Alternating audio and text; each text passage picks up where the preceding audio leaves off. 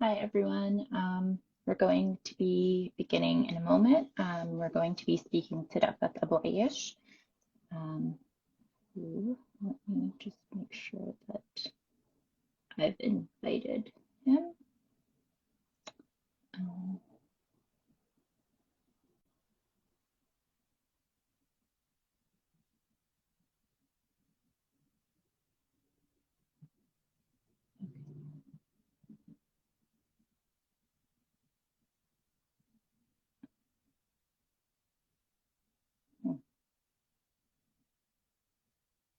Sorry, everyone. I think there's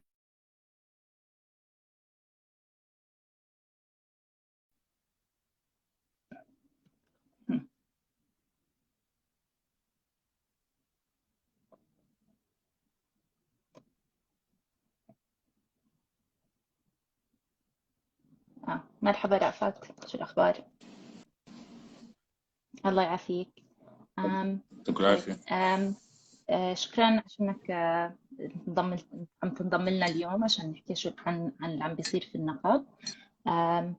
ممكن خلينا نستنى هيك كمان دقيقة إذا في كمان ناس بدهم ينضموا لنا وبعدين نبلش. تمام؟ ممتاز. تمام دولت. شكرا.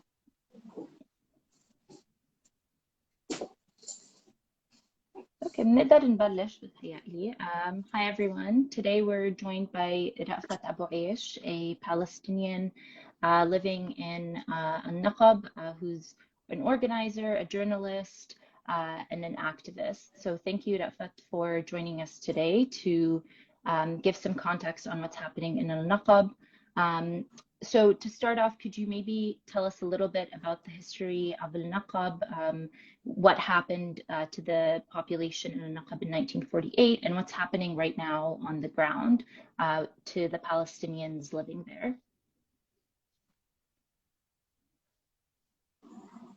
Okay, so we have been going through that a lot. First of all, thank you a lot for hosting me. I would like to give respect to also all the activists that have been joining our global call for action these days. I think you heard about it. And I would want to use this platform also to remind them, everybody else, that we have established a call for global action to help us these days. The days of action will be starting tomorrow until Sunday. And there are a lot of protests going around the world. And Sunday we will have a very big protest in Jerusalem for the people of Al-Naqab. We're also supporting the cause of Sheikh Jarrah, and we're talking about ethnic cleansing in Palestine as well. So respect everybody who's helping, and we hope everybody who listens joins the activities close to them to help support Palestine.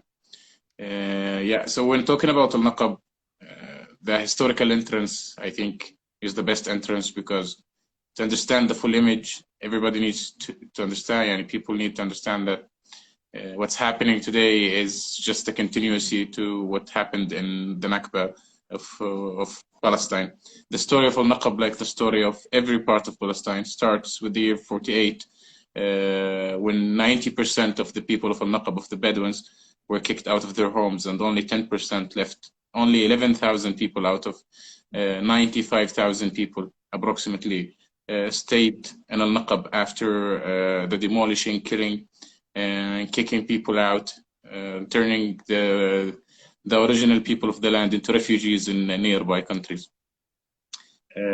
So through the years, with the military regime and with the Israeli enforcement in Al-Naqab and the Israeli racist policies that aim into controlling the Arab population and keeping the Arabs away from owning land and from proving and establishing an Arab identity inside the Palestinian land. These years have got us into today, where we are suffering from. We said that 90% were kicked out, only 10% stayed here. These 10%, after the Bedouins of Al-Naqab lived all over the Al-Naqab, from Al-Fallujah in the north to Rashrash in the south, people were kicked and moved into only 3.5% of the historical Naqab area. So today they are fighting us on that 3.5%, and they are trying to take that. Just today in Al-Naqab, there was a demolishing in both Lakiya, my town, a shop was demolished, a shop that is even older than the establishment of the village itself. It was there before Israel recognized Lakia to be a town. So we would say that nothing is safe when it comes to occupation dealing with the people of Naqab. Not a shop, not a house, not a bar, not anything that belongs to an Arab. The whole idea is it's not that they don't want to give people services. It's not that they want to discriminate against the people of unrecognized villages. And when talking about unrecognized villages, we'll go more for that.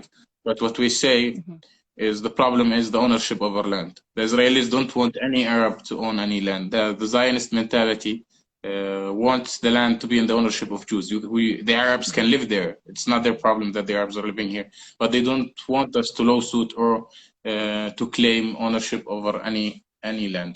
So I'll give you the chance to direct me with questions. You know, maybe this would be a good point where you could maybe explain to us a bit about what it means to live in an unrecognized village in the Naqab. I know there's something around like 40 unrecognized villages. Maybe you could speak to us a bit about what life in those villages looks like, what the policies look like for Bedouins living in those villages, and you know, the difficulty that the state imposes because it's refusing to recognize the existence of these villages.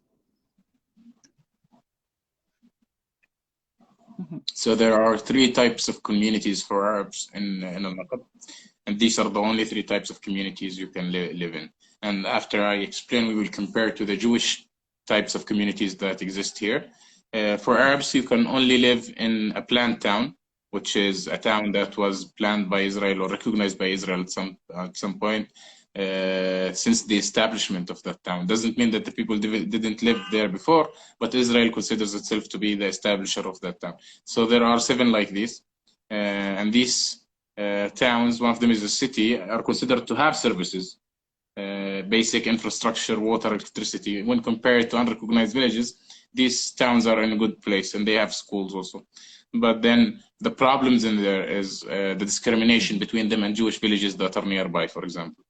You would see that the town of Tel Seber, which is considered the poorest, most unemployed people living in it, and the most violent town in all occupation. And of course, that's due to the policies that have been enforced on people through history. Next to it, just a kilometer away, and you can see them next to them in a very obvious site of apartheid, you can see the town of Omer, which is considered the best town when it comes to welfare rate in occupation. You can see a very rich town with a very poor ghetto next to it, and these are 2 separate towns. One of them is for Arabs and one of them is for Jews. So that's the planned town standard. The other standard is newly recognized towns. These are towns that were recognized after years and years, tens of years of court and legal fights, and there are 10 of these or 11 of these that were recognized after the year 2000. But then the recognition of these towns did not give them anything extra from unrecognized villages, except for regional schools. So every few towns would have a regional school between them. So that's what the recognition gave them. Still, people are using solar panels for electricity, and they are using the water they drink is the water that they buy from the water company, and they pay 3 times or 4 times the same price that a Jewish family would pay or someone from a planned town would pay. The third and most important one, it's the unrecognized towns, unrecognized villages. These villages are villages of Bedouins who either were there in the same place before occupation or moved by the Israeli army to these areas after occupation. And they were, Israel declined to give these towns any services. People don't have electricity, don't have water, they don't have streets. You would see towns in the middle of the mountains with no streets, or we would see them next to the street with the electricity lines and the electricity company. One of the towns, for example, is Wadi Ni'am. It's an unrecognized town, and there is an electricity company in that town. But then all the people do not have electricity in that area. The biggest problem is not electricity and water only, because if you ask a Bedouin what do you want from the country, they would say we would want it to leave us alone. to not demolish our houses. The biggest problem, for example, is even the ambulances and the firefighter services, they don't get into these towns. So if anything happens, any extreme situation happens in these towns, people have to save themselves by themselves. The only time Israelis go to unrecognized villages is when they want to demolish a house. In the past 5 years, and we said that number, and it's very important. In the past 5 years, 11,000 houses were demolished in Al-Naqab. In the year 2018, 2,775 houses were demolished in Al-Naqab. That's more than what was demolished in all historical Palestine in the same year. So house demolitions is a big menace, is like the biggest racist policy that's put on the people of Al-Naqab, and Israel does it to the people of Al-Naqab. The worst part, there is still worse, because there is always the next level with the occupation, is that today the house demolition policies happens when the inspectors of the authority comes to a house and they want to demolish it. They would give the people of the house a paper that orders them to demolish their house. So you need to demolish your house. If you don't demolish your house, they would come and demolish your house, and then they would bail you the fees of that demolition. And then they will come demolish your house in front of your eyes, take your family out, and then will make you pay for them demolishing your house. And that gets into $30,000 per house. So it's also demolishing a house and destroying your life. And we have witnessed many stories that demolishing houses is a punishment against Arabs just for being Arabs. It's not for any other reasons. It's not a policy that helps us in anything, because people are not leaving their lands. People stay. They keep building the tents on top of the ruins of their houses. Nobody left their land. So no, I thank you for that, and I think so. Yeah, you can. It's important to highlight that despite the very difficult conditions, people do not leave their lands. They, even if your home is demolished repeatedly, one of the forms of resistance is people remain in these villages. And it's clear, obviously, that these policies of how unrecognized villages are set up are meant to make people's lives very difficult. So they leave, but they don't leave. And this brings me to my next question is, the Palestinian Bedouins have a very long history of resistance, of resisting settler colonialism that spans back to the Ottoman Empire and the British and the Zionist state now. So I'm wondering if you could speak to us a bit about this, the continuation of this tradition of resistance and what that looks like on the ground today, and how the Zionist state responds to, protests or different forms of daily resistance that the Palestinians partake in. So, Me I too. love I'm it a when big it goes fan to of history, history. because there is a lot to talk about. Yeah, it is awesome. So when we talk about regimes that were here before occupation, the Ottoman occupation, the Turkish country, and the British. One thing about them, for example, it's very important, is that even though all the misjustice that they did in their time, but then when it comes to Al-Naqab, they recognized the ownership of the Bedouins on their land, and they recognized the tribal law as the method of ruling, and between the law method between the tribes to deal with each other and to deal with the causes. Even the regime itself, or the ruler of that area, would talk to the people of Al-Naqab with the language of that tribal law, which is a very important factor for us in our desert and in our life. For example, but the idea is that the people of Al-Naqab are very proud people, like all Palestinians everywhere. But then there comes the desert that adds to that. So the people of Al-Naqab, for example, had a long run fighting the English when they started coming here during World War One. For example, the first Bedouin army was a big army made of 3,000 soldiers at the time, which was a big deal, all made of the Bedouin tribes that exist in Al-Naqab. It was a very big thing, led by Sheikh Hamad al-Sufi, who was also the establisher of the old city of Bir al-Sabah. At the time, they fought under the flag of the Ottoman Empire, because of it was the one that had the legitimacy, and it was called an Islamic Khilafah at the time. When they fought against the English, they fought very, very, very bravely, and they took the English out. They moved the English out of Bir Sabah, then out of Rashrash, which is Eilat today. Then they went into Sinai and moved the English and defeated them in Sinai all over until they got to the Suez Channel. Then the Turks did not give them weapons for order for them to fight the artillery. I forgot the word in English, but then to fight the heavy guns of the British, and they lost the war in there.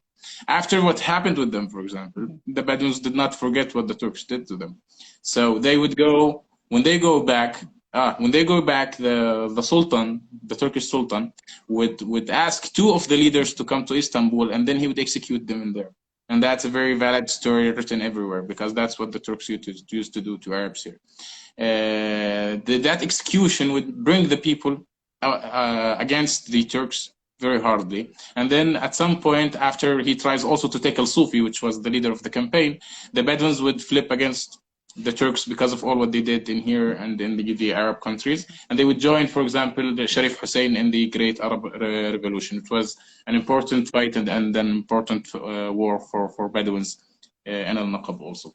And through the history, every time the Bedouins would feel injustice and would feel misjudged, they would fight, and they would just stand their ground against every occupier that comes. And that's what happened also when occupation came. In Thawrat al-Buraq with Sheikh Izzuddin al-Qassam, the Bedouins fought in 36, and they fought very bravely, and the war had a part in al-Naqab also.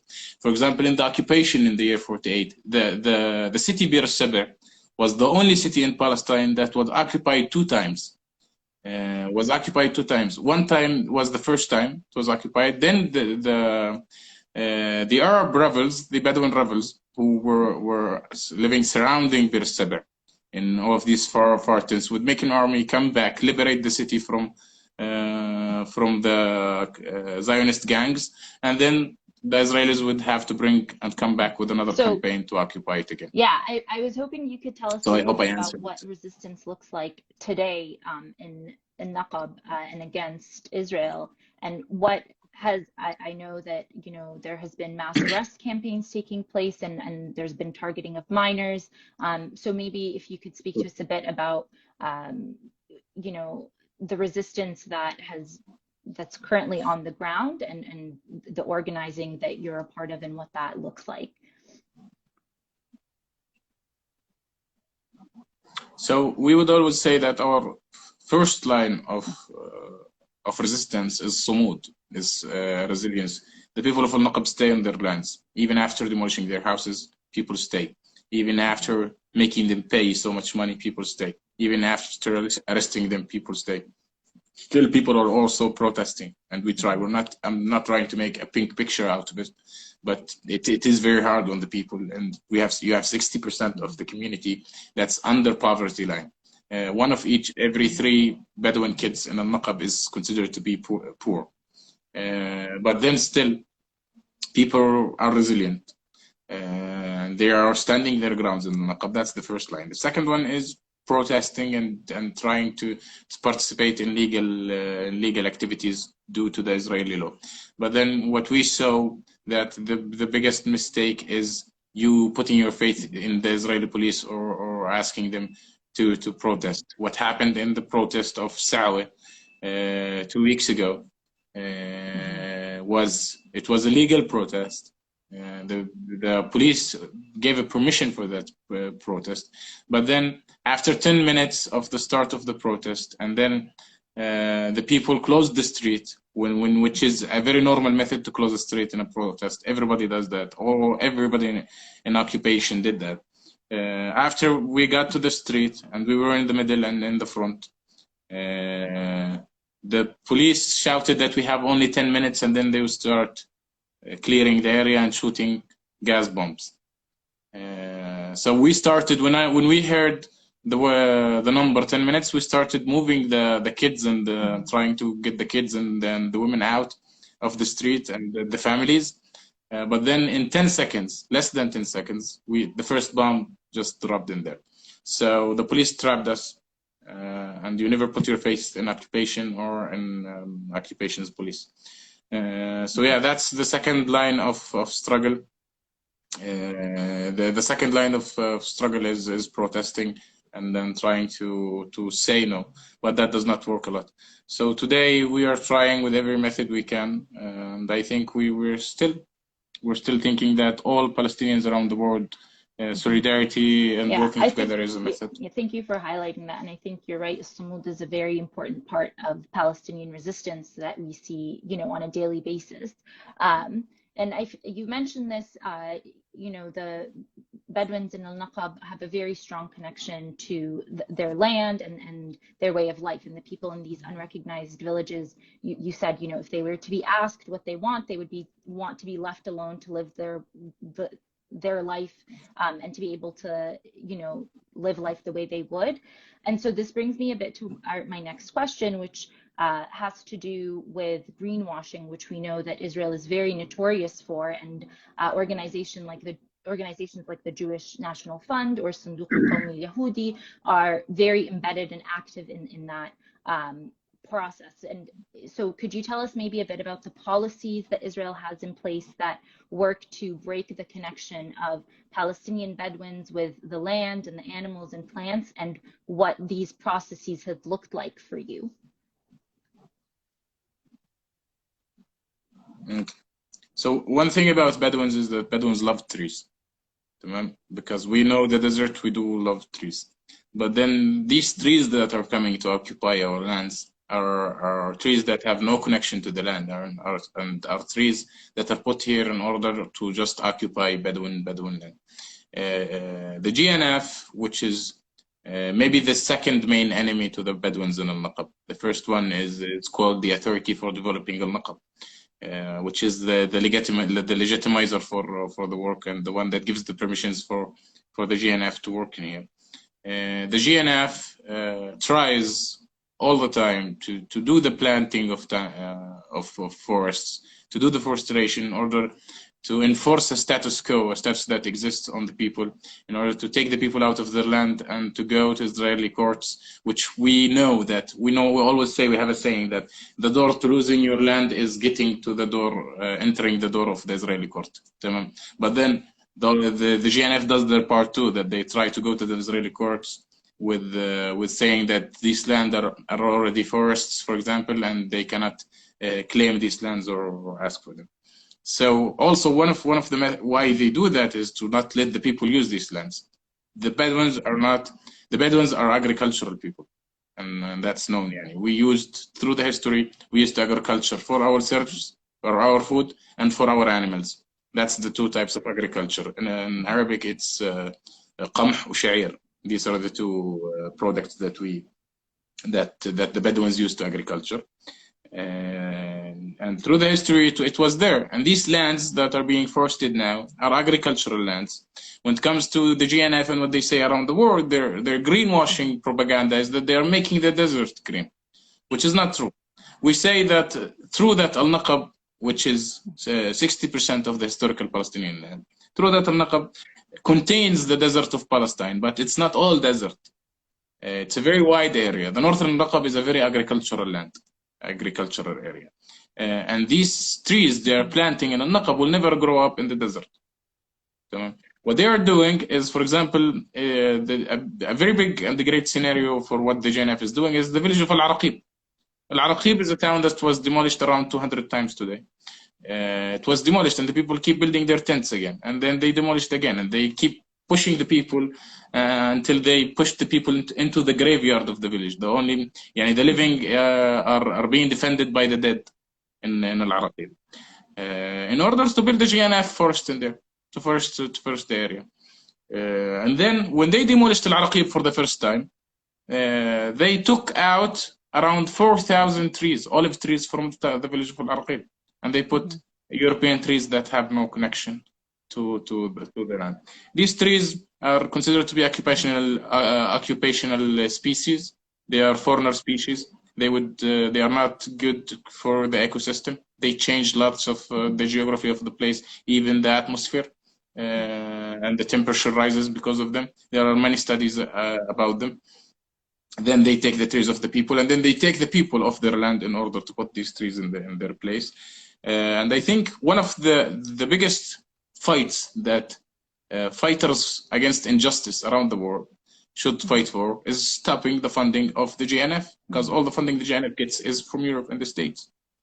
And what they are doing with it is crimes. I think, thank you for that. And I think, you know, you're right in the fact that these forests work to occupy and to ethnically cleanse Palestine from its indigenous inhabitants, and to also, you know, we know that in Jerusalem, the JNF has planted forests over the rubbles of ethnically cleansed villages. And so we see these patterns of behaviors or these policies implemented across historic Palestine, which brings me to my next question, which are, what are the demands that people should have when they, you know, respond to the call for action this weekend? I know that there's a call for action for January 28th, 29th, and the 30th. So what should be, what demands should people focus on?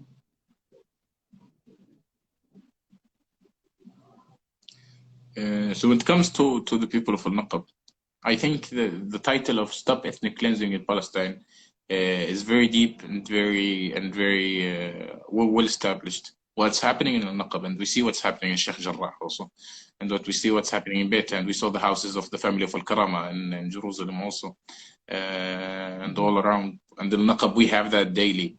The fight of Al-Naqab did not start with the past events. It has been going for years and years and years. In the year 2013, we also established a fight that went worldwide, and we talked about it very much around everywhere.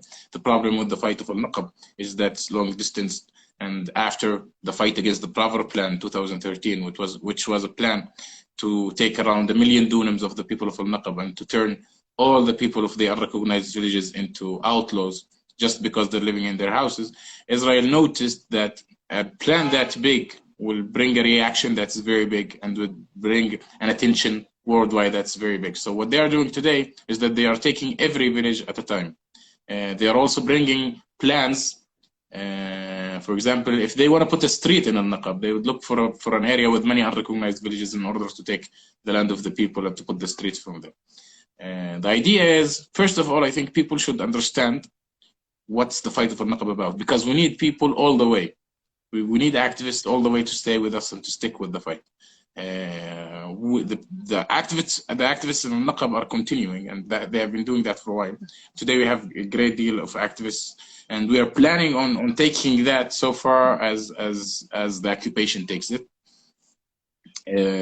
So we need everybody at first to understand what's happening here. Second thing is, when it comes to the solutions that we think are decent for the people of Al-Naqab, I'll tell you at first what the occupation is proposing for the Bedouins, because that's important also. The only solution that occupation proposes for the people of 36 unrecognized villages, we're talking about 150,000 people, is moving these villages into neighborhoods and planned towns, the 7 towns I told you about.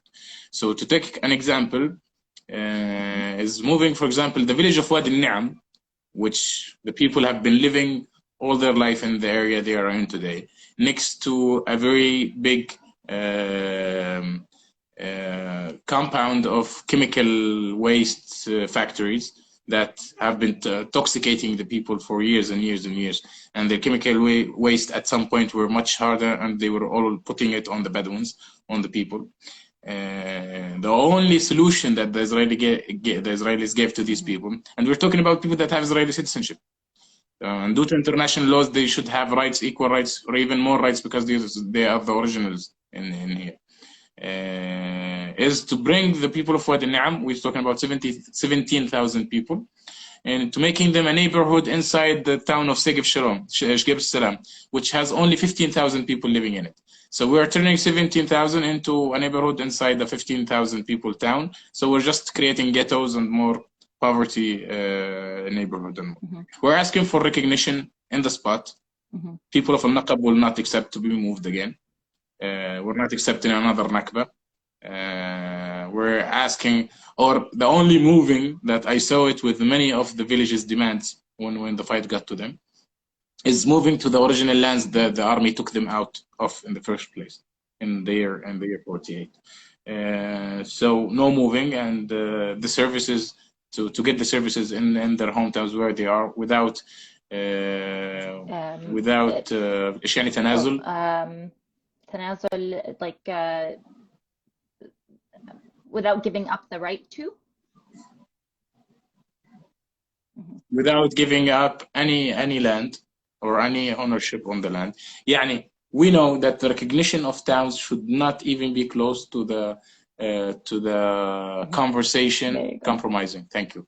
To the conversation of the recognition should not be close to the conversation of compromising or of land of ownership of land. The Bedouins of Al-Naqab are the originals. They are the Palestinians. They have been here before occupation.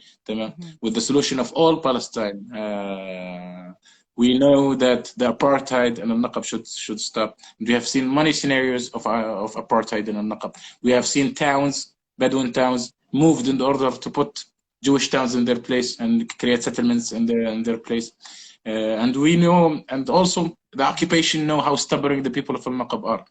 يعني one story that I really love to tell about Al-Naqab is the people of Bir Haddaj. We know how much we dream of حق العودة, the right of return for all the refugees or the Palestinian refugees around the world.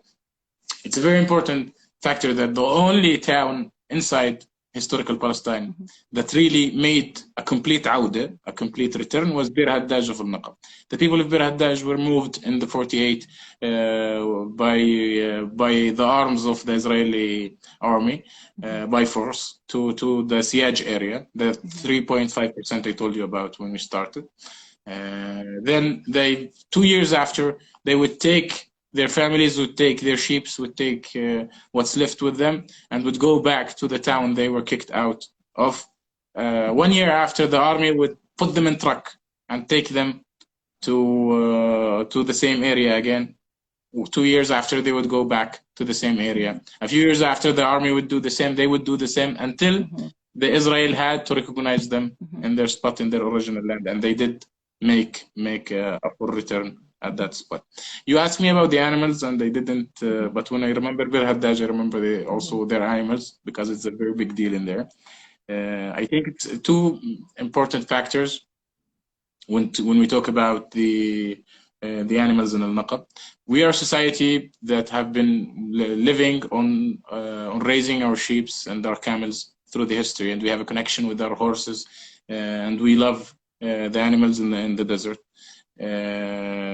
One of the methods that Israel uses in order to punish the people of Al-Naqab, also we talked about arrests, and we said that in the past 2 weeks we had 200 arrests in Al-Naqab, only after the protest of Sawa and before also, when the events of Sawa started. We would say one of the methods that they use to punish the people is, for example, to confiscate their camels. Because the people of Bir Haddaj are so stubborn, are so resilient, and they would always look at it as equals to the army. At some point, there are pictures of the Israeli army torturing their camels, beating their camels, and putting them into trucks in a very crucial way. Also, one of the methods used against people after demolishing their houses to make them leave is to take their sheep out. I know one citizen, and we told his story a lot. The guy was depressed, and he went to the point of his mentality broke because they demolished his house twice. The third time they demolished his house and made him pay for demolishing his house. When they demolished his house, they stole his wife's gold and some of their belongings, the Israeli army. Then they would take his sheep. 40 sheep, the only living he has, 40 sheep they would take, and they would make him pay around 30,000 shekels. That's around their price in order to bring them back. After he brings them back and pays the money, they would take them again after demolishing his house again. So he has nothing to do. At some point, he decided that he wanted to go put a tent on the borders with Jordan and just ask for refuge in there, because he had no life in here. So that story I witnessed when I was working as a journalist before in Al-Naqab. And many other stories, we need to understand that also Al-Naqab gave marshals for the cause. يعني people died for the cause of al-Naqab. يعني we had a few years ago Sami al-Ja'ar died by the Israeli police. He was shot in front of his house, in front of his dad, with when he did nothing. He was just standing in front of his house and nobody was persecuted. In his funeral, another guy, we were in his funeral, and the Israeli police came into the funeral and shot tear gas, many bombs of tear gas, hundreds of bombs of tear gas on the people in the funeral. We had 20,000 people in the funeral.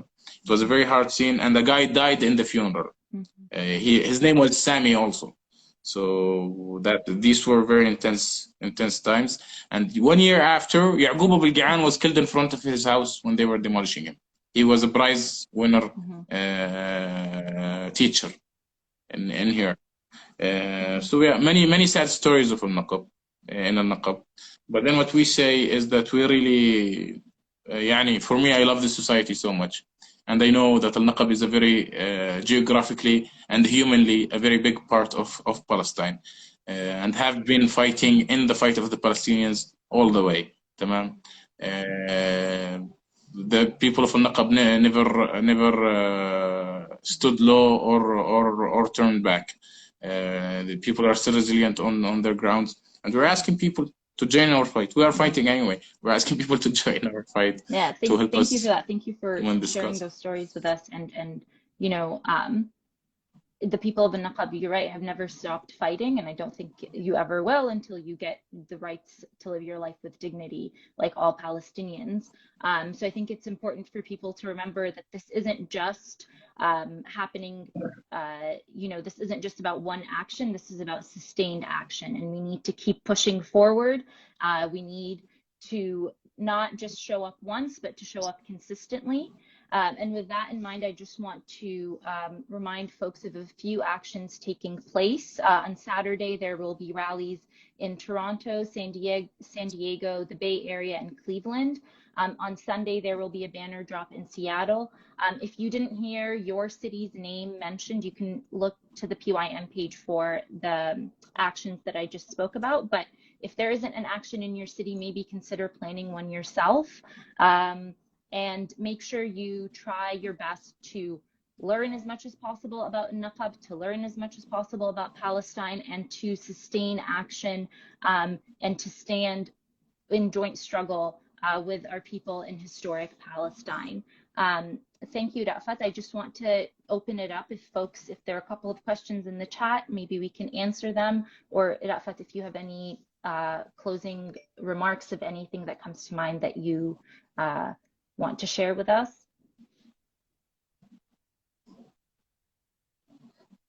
I would love to hear questions. If anyone has any questions, please feel free to comment. But yeah, thank you so much for your time and for giving us, you know, a lot of valuable information. We really appreciate it. And إن شاء الله بنلتقي قريبا بفلسطين حرة، ويعني بنشوفكم بالنقب، بلكن كزرنا هيك للقدس ولا شيء، مع انها في مسافة بعيدة، بس ان شاء الله خير. يعني بنروح نبدا من محل بعيد من القدس.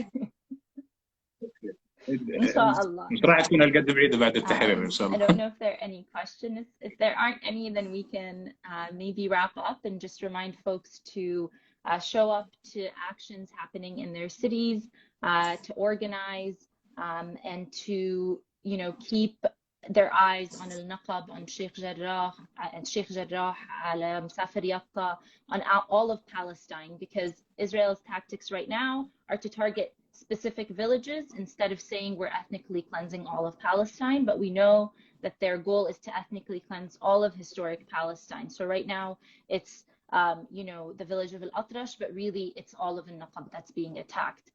So stay up to date, stay posted with the news, and make sure to follow Rafat's account and Naqab official to keep up with information. Thank you, everyone. Thank you a lot. Thanks for the people in the chat for the support. Okay. All right, I think we will end there. I haven't seen any questions come in, so maybe we will end. No, I've seen good notes. There are no questions. Thank you, Ahmed Jarrar. Thank you everyone. Thanks to سلامات everybody. يعطيكم العافية. Respect.